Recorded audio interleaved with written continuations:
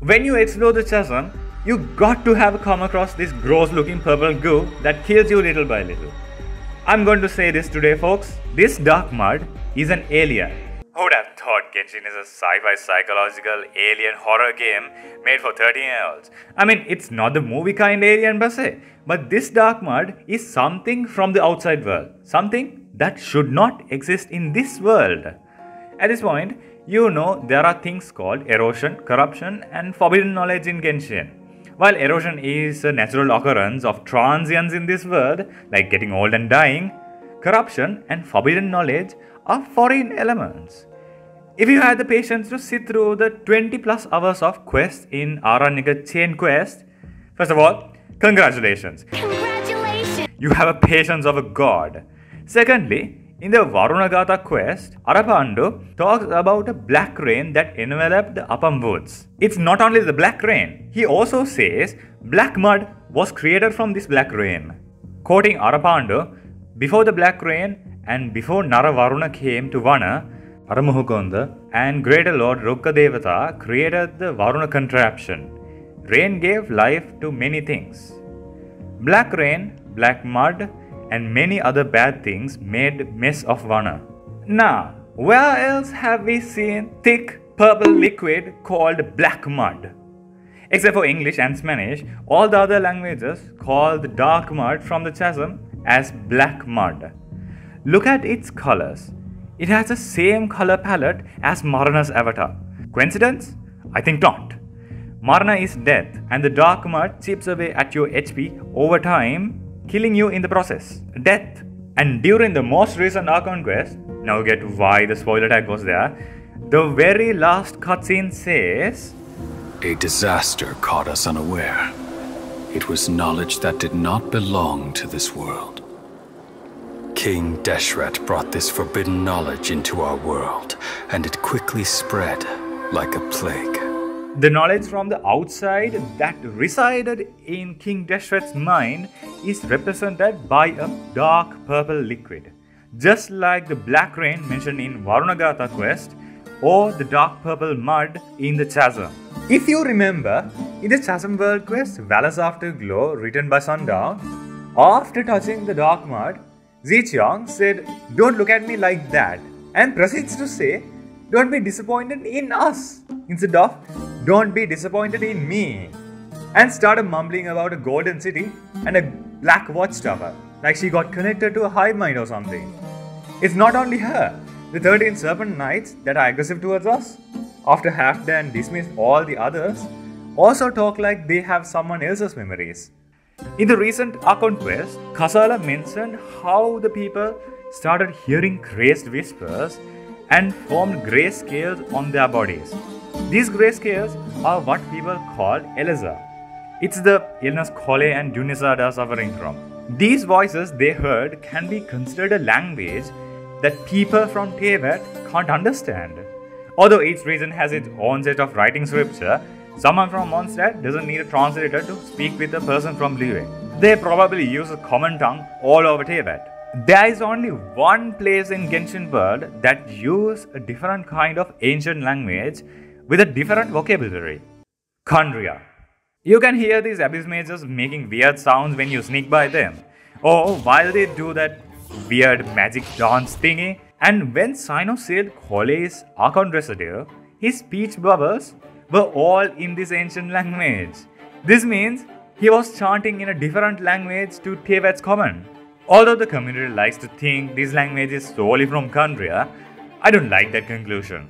This ancient language must be the language the people of King Deshret heard in those crazy whispers. An alien language adapted by the Khaenri'ahs to their advantage. Think about it. The people of Teyvat have the powers of the elements granted by their gods. But the people of Khaenri'ah were just regular people. So how did they have more advanced tech and different kinds of magics? When people get desperate or get cornered, they are forced to evolve. That's why World Wars helped our world advance in tech really quickly within the past couple of centuries. What I think Khaenri'ah did is, in the early days of this world, not just one primordial one, but two came to this world. The second guy was called Second Who Came, and the two were at war for many years. So the primordial one fought for Teyvat, while the second who came took the side of the other side beings. The knowledge he brought to this world is what spawned all these abyssal powers and forbidden knowledge. And his powers is manifested by the corrupted power in the dark mud. Since the two were fighting, it's safe to assume they had the polar opposite powers, like how the celestial nail managed to break the seal in the chasm. Now, apply the same principle to regular humans. Scratch that. Any being in Teyvat. Someone from Teyvat who is accustomed to the power of Celestia received the knowledge from the opposite side. There are bound to be some backlash, right? In our case, madness manifests in gods and immortals, Elazar and crazy whispers on mortals. Speaking of Elazar, ever wonder why the Irreversible tree, the most vital part of Genshin world, is petrified in domains? Let's say the primordial one did chase away the dragons, but understood to reign over this world, he needs to coexist with this world's principles, coexisting with the Irreversible tree, which is the foundation of this world. But what does Elazar do? Turn healthy human skin into grey scales that will eventually petrify them. Now, what would happen if the tree that circulates all memories got contaminated with this forbidden knowledge? I assume you already have the answer. You get a sick world tree petrified like a human with last stage Elazar. By now, anyone keeping up with Genshin lore should know these domains were sort of an altar or laboratory of an ancient civilization. The subtle references to alchemic tree and the altar-like structures are just a given. These domains were used at some point to experiment on the Irreversible tree with the forbidden knowledge. But when the tree rejected that knowledge and became petrified as a defense mechanism, not to spread it further, the khaenri'ah researchers moved to the next tree branch. And so, the blessing, forgery and mastery domains came into being. It also makes sense why people who received this forbidden knowledge in King Deshret's civilization became petrified of Elazar, to stop them from spreading the knowledge from beyond. Now think about what resin does. Sure, the artificial stuff is used in cool art projects now. But what about the real stuff? The real stuff from trees long ago.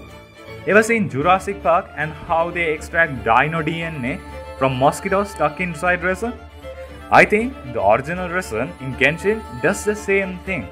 A small amount of vital energy is preserved in this resin, and it can unpetrify the petrified tree just for a moment for us to take those condensed memories in them. Okay, back to Purple Slime. See who's using these same colored powers? The survivors from khaenri'ah that had a slightly better mutation than the Hilichras.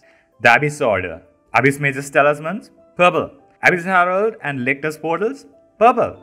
Rift Hound's HP draining poison, purple. And our Abyss Twins power, also purple. See? The two twins are a bit of a special case. I mean, they don't belong to this world in the first place, just like the Forbidden Knowledge or the Dark Mud. But more than that, the twins can absorb an ungodly amount of energy. Put the 7 or 8 elements we'll get at the end of our journey to a side. The time we absorb 6 adaptized energy, or the time we fought A with 99 visions power? Yeah, that's a lot. The twins can absorb any kind of energy if it aligns with their side of the yin and yang pair. Like how that one time we got knocked out by the negative energy of dead gods in the delusion factory instead of cleansing it. So, not everything is compatible now. Our cleansing power can also be attributed to this energy absorbing capability. When we started the story, we had 0 power thanks to this lady. So, we were basically a bottomless pit that took everything it was given. But we have absorbed too much celestial energy from the archon status now. At this point, we have already deviated too much from ever gaining abyssal powers. The same can be said for our twin too. But instead of starting from Mondstadt in Teyvat, they got dropped off in khaenri'ah. So, they might have absorbed whatever energy present there to reach their current potential. The final nail in the coffin is Dane's leaf. Although looking at the colors, he uses something different. It's basically the same thing, but maybe a little bit more refined. How else do you explain him using this power to activate ancient khaenri'ah mechanisms? Hi, Future me here to show something peculiar I noticed while looking through these clips again. See how there are blue hints in King Deshret's leaking knowledge go and the eternal dream liquid that came out in the Golden Slumber quest?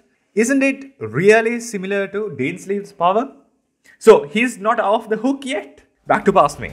I'm the one accusing khaenri'ah of using knowledge from outside this world. So it would be hypocritical of me to say he's the good guy in all this. I mean, if you still can't trust me, listen to him admit into using power that doesn't belong to this world on his own. But I say we humans have our humanity. We will defy this world with a power from beyond. Checkmate. Sir Twilight Sword of the Royal Guard of khaenri'ah, Dainsleif. Can you explain what you meant by saying you want to defy the same world you live in? And what this power from beyond is? I'm sure whoever's writing team is not cheesy enough to say this power is something like the power of friendship or something, right? I'm not kidding. Don't make that happen. Now, here's the twist. The celestial nail floating above everything related to these civilizations has a good reason.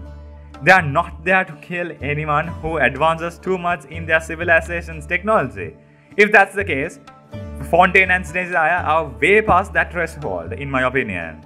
All the places that Celestial Nail hit have one thing in common. They use this forbidden knowledge. I don't know why khaenri'ah thought it was a good idea to spread this forbidden knowledge all over Teyvat. Maybe the grudge between the two primordial beings had something to do with it. That's for future me to figure out. Or if you're that impatient, you can also click here to watch a few theories of me talking about the same core idea. So, just like Dragonspine, Chasm, Surumi and Enkonomia civilizations, King Deshret was also offered this forbidden knowledge by the khaenri'ahs. I mean, he was a god of wisdom alongside both Rukkadevata and goddess of lovers. So of course, he would take any opportunity to get more knowledge. But he didn't realize the consequences that would follow. He made technological advances like crazy with all the huge pyramids with glowy bits and holograms to this thing that I'm not going to say the name of.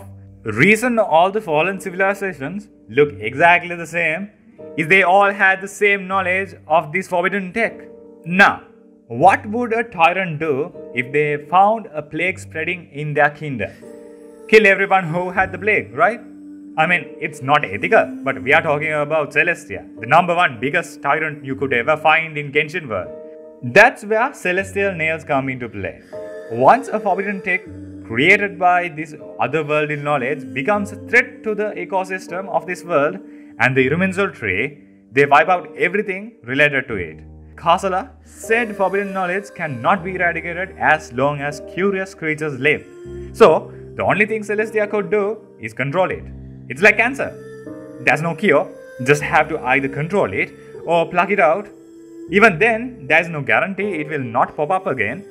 But, before Celestia hit King Deshret's civilization, he snapped back to reality and, with the help of Rukkadevata, managed to control for the time being. But now, the defense mechanism of the Irminsul tree is reactivated, and the tree itself is contaminated with this forbidden knowledge after so many years. The tree is suffering from Elazar and will become petrified if nothing is done, crumbling the very structure of this world. Now that you know what forbidden knowledge is, who knows, you might start drowning in madness like me, or start developing Elazar. Anyway, ignorance is a bliss, isn't it, Samran? And this is a piece of my madness. Hey guys, hope you enjoyed the video. I recently finished the Golden Slumber questline, and I have to say, it was better than Aranara quest chain as a story. Don't get me wrong, compared to the amount of lore, it's lacking relative to Aranara, but I liked it better. Talking about quests, I also finished the new Archon quest on stream at twitch.tv/akamin_live. Join me there live next time. And oh boy, it was worth the play. While writing this theory, when I got writer's block, I watched that cutscene, and every time it showed me a breakthrough. Anyway, this was just a theory in a random dude's head on the internet. Make sure to smash that like button, punch my face here to subscribe, Let's get that small number to a big number. Click here to watch my last theory, or click here to watch something the algorithm archon recommends you. As always, this was Akamin. Thanks for watching. Until next time, let your imaginations run wild.